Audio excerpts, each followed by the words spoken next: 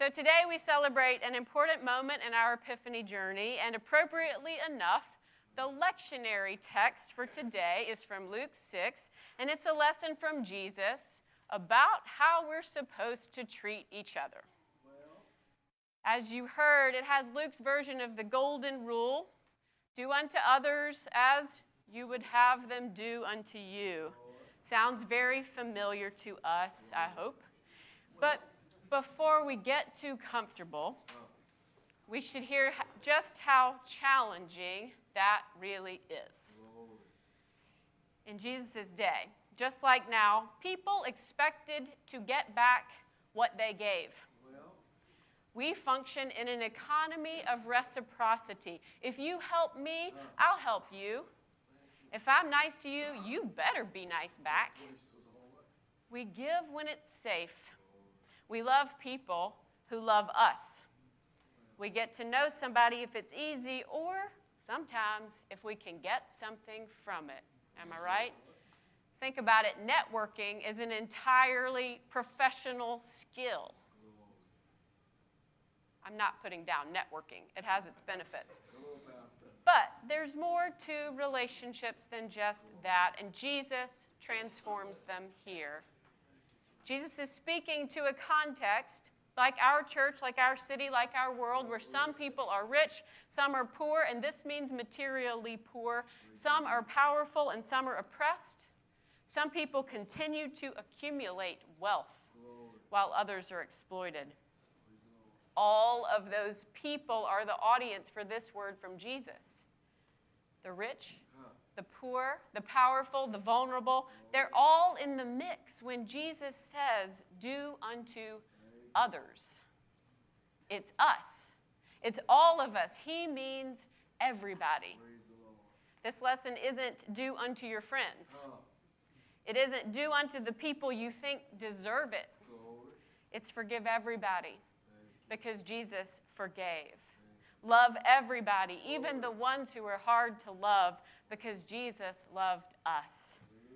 Jesus throws out reciprocity. He throws out our expectation of what we should get back. He reminds us that we have received his good gifts. So we're called to do good, to lend, to love, without expecting anything in return.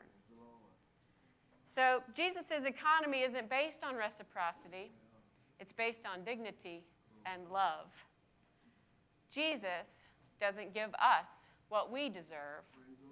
Instead, he gives us grace. So we ask ourselves, if we're all in this family of others who received God's love and grace and forgiveness and blessing, how are we supposed to treat each other? Nearly 3 years ago, maybe 4, we started this process, we can't remember the date, of long-range planning. Y'all remember? Yes? It's been a minute, but y'all remember that we did long-range planning. And as that team sat down to think about a future for this church, long after everybody in this room, a 3rd century of ministry, we got honest. We saw that there are places where we're not using all the resources entrusted to us. We saw there are times when we congratulate ourselves for serving others, and times when we treat others the way we think they deserve to be treated, not the way we would want to be treated, or as God has treated us. So this planning team started to challenge ourselves. We said, what can this church do to honor another person? What can we do that isn't a transaction or a handout, but is loving and empowering? What can we do to turn ourselves out, to look past old models of mission and service and not just create more church programs? We had to ask ourselves, what are we missing? What needs are we not seeing in our community? And what resources do we have that we're not using? People, passion, expertise, space. There's a kitchen right there. What gifts do we have that we can connect to the world's need? So we wrote in a goal in that long-range plan that said simply, promote individual economic empowerment. That was it. In other words, Treat another person as you would want to be treated. Offer them dignity, independence, self-sufficiency, welcome, and love. Seemed like a good first step. We were pretty glad that we wrote that down. And then we sat down to try to do it. And we got stuck really fast. Because it's not the easiest thing. Until church member Ellen Adair White, follow me here, introduced us to a former mission pastor from Minnesota that she had met in Houston, Texas. You with me? He had an idea that had been tried in 2 other churches. And to make a long story short, it became our epiphany. It became the idea that we would not hand anything out or create a new church program, but that we would go out into our city and ask others, what does the world need? And how can we join you in answering that need? It became a process that led 88 social entrepreneurs to bring us their ideas for social ventures that follow a business model but make a social change, modeling an economy of dignity and love. These 5 grant recipients show us what it looks like to do unto another as we would want done for us, as God has done for us all. They seek to empower rather than to condemn, to walk alongside rather than to judge, to create community and opportunity and friendship and love and radical hospitality. They are here to tell you their stories. It's my great honor to introduce the first of them, and they're just in alphabetical order. It's Larry Witherspoon, Jr. from the Automotive Training Center. Larry's going to come up and tell you about his big idea.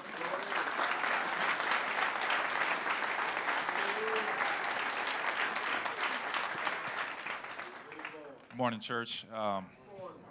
Thank you for the warm welcome. My name is Larry Witherspoon, Jr. I'm the Executive Director of the Automotive Training Center, and I'm here today to speak to you about something that I find disturbing, and I think that you will also, and that's the issue of mass incarceration. Mass incarceration is simply that the U.S. sends too many people to jail or prison, up to 5 to 10 times as many people as comparable first world countries, and unfortunately, the majority of those sent are young, poor minorities that are poorly uneducated. The system is racist, classist, and ineffective. I'm passionate about solving mass incarceration because I narrowly missed going to prison myself. I used to sell drugs, but growing up, I was afforded every opportunity to succeed. I went to private school, I went to college on a football scholarship, but I still chose a destructive path for my life and didn't realize how poor the decisions I was making until I was arrested for assault. By the grace of God, the charges were dropped, but I saw my life before me, and the 2 choices were jail or death. I was scared, and I decided right then I wanted to live, follow Jesus, and pursue a positive path for my life. Right here in Fulton County, over 2,000 youth, that's juveniles under the age of 18, are incarcerated every year. That doesn't include the other counties that make up metropolitan Atlanta, and it doesn't include young adults ages 19 to 25. Some more alarming statistics are that most of Georgia's inmates do not have a high school diploma. Young males are those most likely to commit crimes, and the majority of inmates do not have high school diplomas. That is why, once convicted, it is hard to maintain stable housing and to maintain employment, and that is why 2 out of 3 former inmates will end up back in prison within 3 years of release. So how do we solve this issue of mass incarceration? Well, I have a solution. It's called the Automotive Training Center. When I was making poor decisions in my life, car repair was one of the only positive things I had going for me. So I've taken part of what saved my life and created an organization to do the same for others.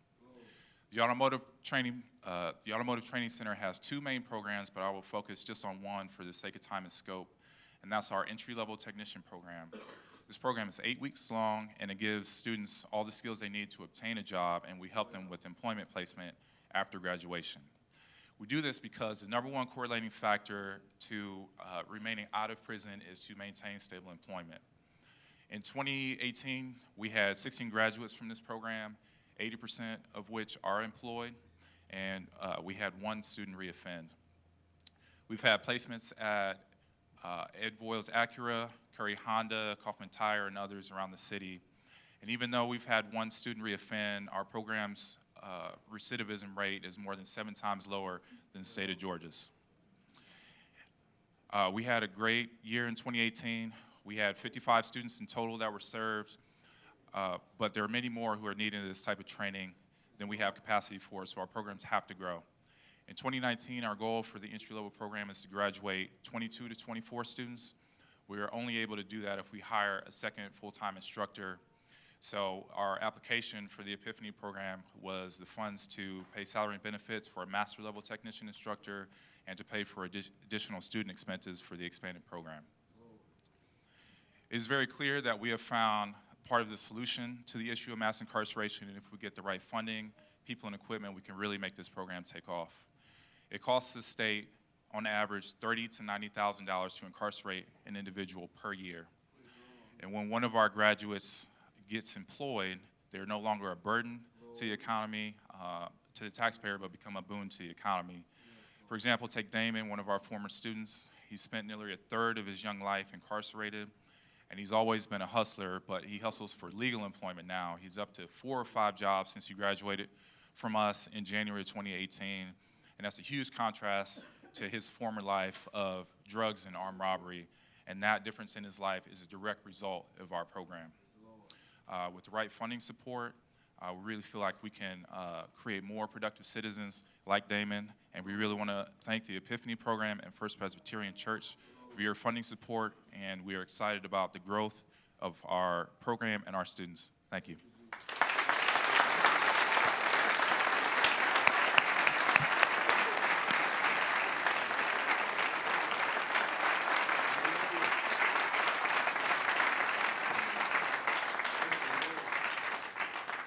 I'm so glad to introduce Andrew Thompson, whose Epiphany project is called the Eviction Assistance Mobile App.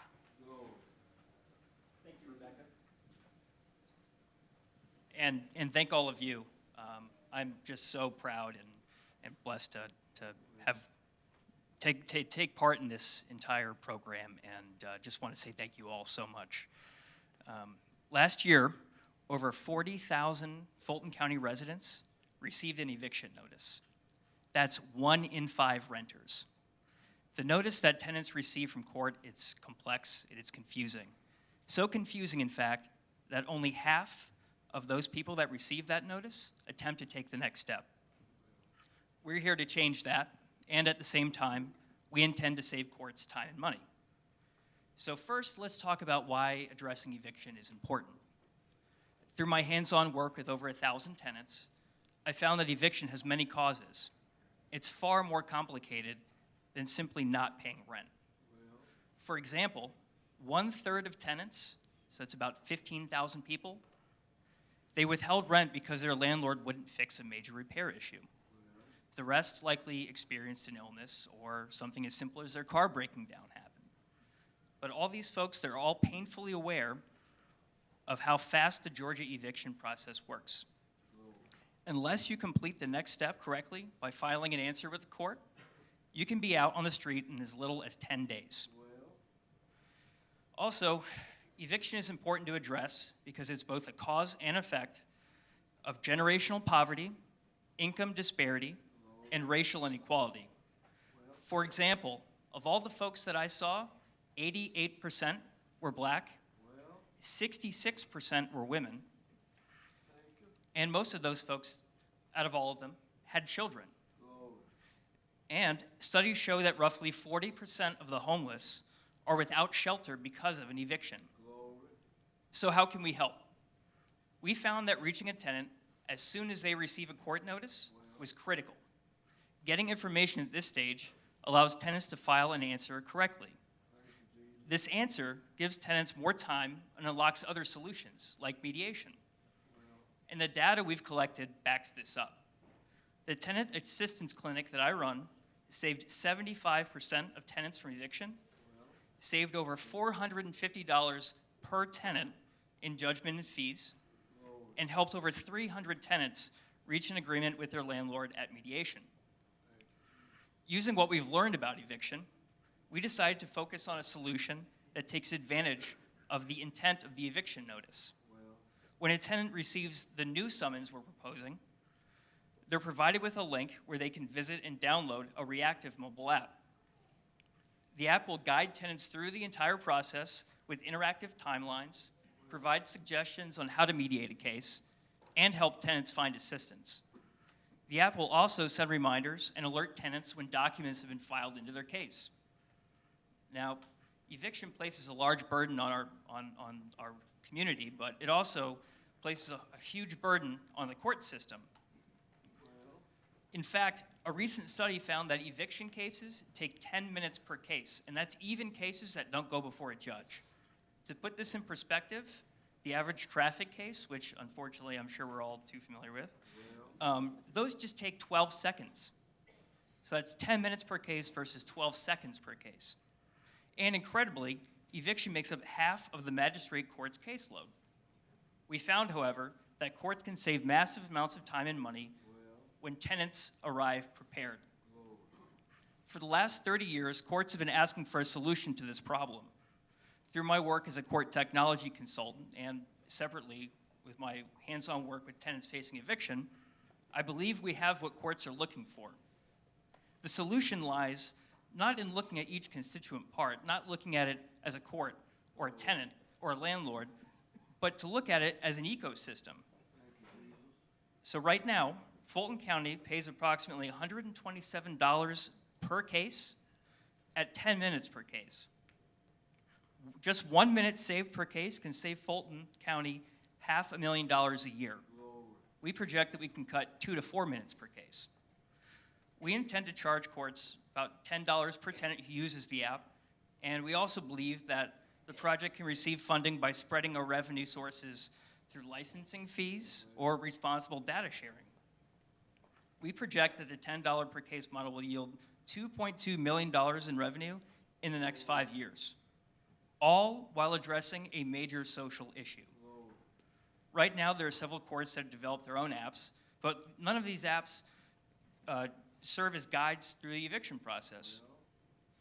So where are we now, and how can first, well, thank you all for what you've done.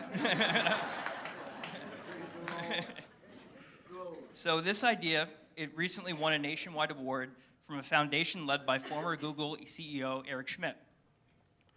The Fulton County's Housing Court Division and I are in talks to set up a free one-year pilot program in Fulton County. And I'm proud and humbled and incredibly thankful to all of you that I can stand before you and say that First Presbyterian, again, all of you, you're partners in making this app possible. I've learned so much through this process, and I think the goals of this project align with some of the other ministries in this church. And being selected for the award and the opportunity to partner with all of you will, seriously, it will take this idea to the next level. We didn't have an app before, we're gonna have an app now. So thank you all so much.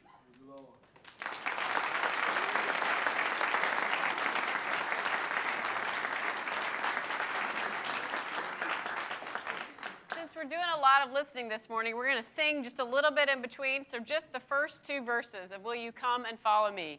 I invite you to stand if you're able.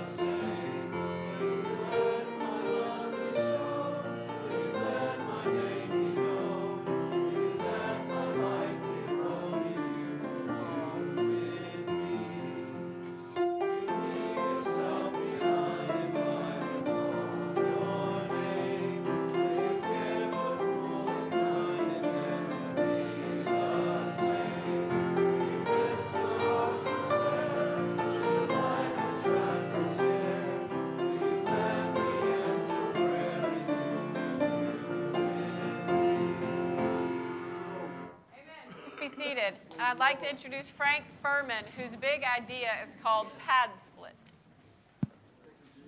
Good morning. I'd like for you to imagine for a minute someone who's working full-time but is functionally homeless. What does that mean, and what do such people do? Maybe they commute from farther and farther away to find some place they can afford. Maybe they crash with friends. Maybe they sleep in their car or at the airport. People like Laura, she's a pastry chef at SCAD in Midtown. She was commuting from Griffin, Georgia every day up here to Midtown, you can imagine, hour and a half each way. However, in the summers, when her hours were cut, she was sleeping at the airport for 4 straight summers. Fortunately, a year ago, she found Pad Split, where she got a furnished room with all her Wi-Fi, utilities, laundry, all taken care of for about $550 a month, and she was 10 minutes from her job. This past summer was the first summer in 5 years that she did not sleep at the airport.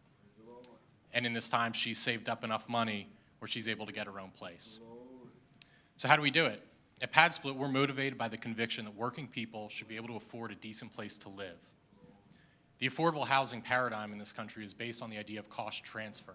How do you take the cost from an unaffordable property and transfer it from the resident to the state or otherwise? However, just in Atlanta, the Atlanta Housing Authority, their waiting list is about 40,000 people, so it doesn't serve everybody who could want it, and it's incredibly expensive for the state. There's got to be a better way. And spoiler alert, there is, okay? That's what we do, okay? So how do we do it? At Pad Split, we believe you need to fundamentally take the cost out of housing. We do that through 3 main levers. So the first is through our shared living model. We take one unaffordable home, create a shared living environment that makes it more affordable for more people, and reducing the amount of space consumed by each person. So they're sharing kitchens, dining, and in some cases, bathrooms. Second is energy efficiency. In any rental property, the first thing the landlord does is put the utilities on the tenant, and they don't make the energy efficiency improvements that they would because they're not paying the bills, and the tenant doesn't make those improvements because they don't own the home. In Pad Splits, we are covering utilities, so we are incentivized to make those investments up front, drive down utility costs, and make the properties more affordable. And the third is upgrading the property. We bring interior decorators, landscapers, nothing fancy, but the idea is to upgrade the properties, make them homes that people can feel proud of, and reducing turnover and maintenance costs. So we are really excited to be part of this program. In the last year, we've created almost 150 permanently affordable, privately affordable units right here in Atlanta for people who make as little as $15,000 a year, which is more than the entire city has made during this time. So we're really excited about that. As part of this program, we are opening a house on Hope Street in Southwest Atlanta that is going to become the FPC house. And the grant is great. We're really excited about that. But really, what we're looking for are 2 things.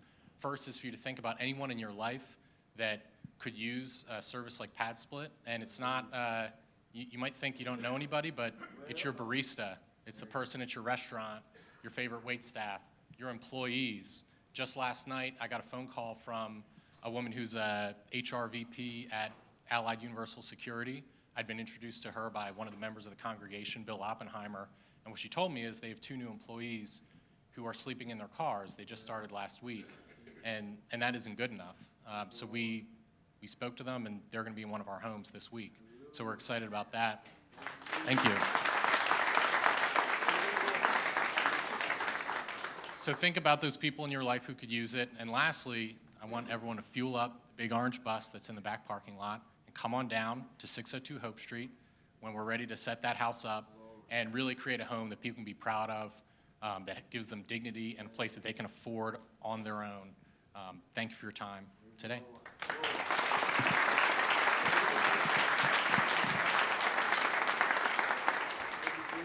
I mean, a house on Hope Street. Can I get an amen? Todd and Hillary and Jason, come on up. This is the team from Meals on Wheels of Atlanta that's launching a new venture called Purposeful Pecans. Good morning. I just had breakfast. That seems somewhat insignificant, doesn't it? But for 1 in 6 seniors in our community, they will not have breakfast this morning. Good morning. I'm Jason Tucker, Senior Director of Meal Services with Meals on Wheels Atlanta. I'm Todd Holcomb, Chief Financial Officer. And I'm Hillary Baker, Brand Activation Specialist, and we are Purposeful Brands by Meals on Wheels Atlanta. Meals on Wheels Atlanta brings nutritious and home-delivered meals to seniors that are in need. Last year, we delivered over 345,000 meals with the help of 2,500 volunteers, some that are right here in this room today. So we appreciate you. MOA and First Press have shared in this mission for over decades. And our volunteers bring more than just a meal. Their warm smiles are often sometimes the seniors' only face-to-face interaction during the day. And although we're off to a great start, we're not done yet. Our ambitious goal is to grow meal deliveries to over 500,000 per year by 2020. In order to achieve this, it'll take additional investments in operations and in capital, maybe more so than our donors can support. So at times we thought this goal was nuts.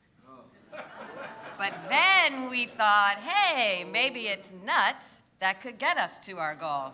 So we're very excited to announce our Purposeful Pecans, which will be our first flagship project under our Purposeful brand umbrella. And we craft our Purposeful Pecans in our kitchen after we prepared our daily meals. And we partner with the former executive chef of the Four Seasons Hotel Atlanta, who has crafted and designed these gourmet recipes. Pecans cooked in sugar and spices and deep fried. And they're fat-free? Okay, fine, they're gluten-free, but they are gluten-free. We launched with 2 flavors, Cinnamon Star Anise and Hot and Sweet, last July at the Peachtree Road Farmers Market, Lucy's Market. We were featured in the holiday gift guide of the AJC, and we were part of Super Jenny's Thanksgiving meal menu. Yeah, and around that holiday time, our office was full of activity, full of buzz. We had professional staff that jumped in to help put labels on bags and pack and sort and seal, and even help distribute the pecans. You know, you can kind of say we were like Santa's elves, but with hairnets. And we have sold our pecans to consumers, volunteers, board members, as well as corporate gifts to such local partners as Chick-fil-A. In just our first 6 months alone, our revenues exceeded $34,000, more than double what we expected. The revenues will help us to continue our mission of feeding the need of senior hunger in Atlanta. The revenues alone from just our smallest bag, 2 ounces, which may I add will be available in the in-room snack bars at the St. Regis Atlanta beginning in March, will feed a meal for 1.5 meals, excuse me. Our largest bag, 16 ounces, will provide 6 meals. In December, I was standing in line down at Savvy Market, and a woman was buying a bottle of wine for a holiday gift. So I started telling her about our pecans and how they make a great gift too, and she said, oh, that's a good idea. And then I said that all the proceeds directly benefit feeding hungry seniors in our community. And she said, that's a great idea, which remember us for corporate gifts. And so we said, we're on to something. This is our big idea. So we're very excited that with your support, we're able to take our Purposeful Pecans and really expand this big idea into this Purposeful brand initiative where everything we sell will directly go back to feed our seniors. You know, it's been said that the most damaging language, the most damaging phrase in the English language is, it's always been done that way.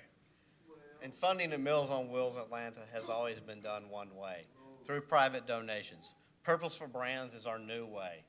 This will help us to fund your award of the Epiphany Grant, will help us to accelerate our investment in kitchen and packaging equipment and building our supply chain.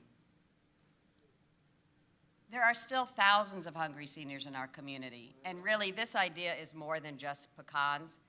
It's really our answer, and this is our moment, and this is our epiphany. So thank you so much.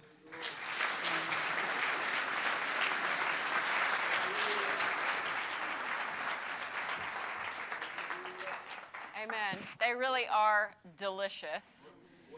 And we're going to skip that singing and go right to Kitty. Kitty wanted to sing, but you can sing afterwards.